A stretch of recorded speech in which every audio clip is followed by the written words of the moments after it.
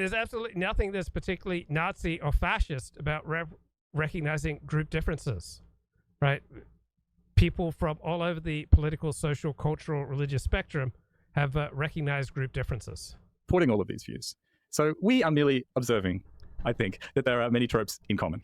Yeah, and I think what you just detailed is the argument that we would put forward. Now, Goodwin, I will note, has been on a bit of a rampage on Twitter, highlighting that the people who are criticizing him, look, these people all graduated from Oxford or Cambridge, and he seems to have dug into that well-established vein now, that if you rage and you present things in a polemical fashion, that you get a lot of attention. And he is getting attention, much more than when he was before a kind of contrarian academic type. Now, he's becoming, like a firebrand populist advocate. So that's interesting. But I find it disheartening that that works so well. But also the notion that he's saying anything interesting when he is saying that in British politics in particular, there is an overrepresentation of graduates from Oxford and Cambridge, and that the media is predominantly left-leaning. Like, those two notions, that's not new, Matt. That's not a new thesis. That's well-established. In fact, at my very lefty university, I went to my undergraduate at SOAS, that's what everybody would diagnose the faults of everything through that lens. So it's just amazing to me that you can get so much mileage out of presenting this as the thing that nobody wants to talk about,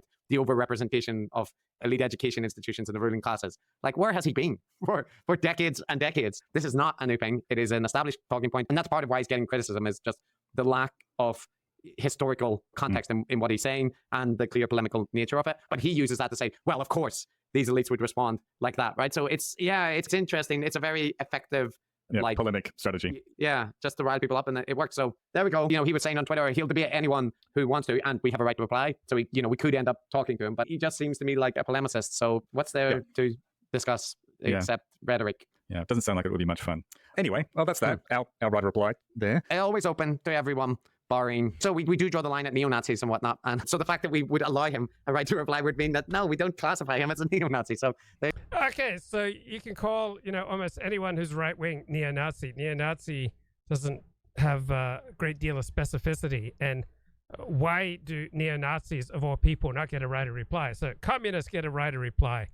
All sorts of political extremists apparently get a right of reply on the show, but there's one type of people who don't get a right of reply because of what happened in Europe 70 years ago. But you can find plenty examples of communist genocide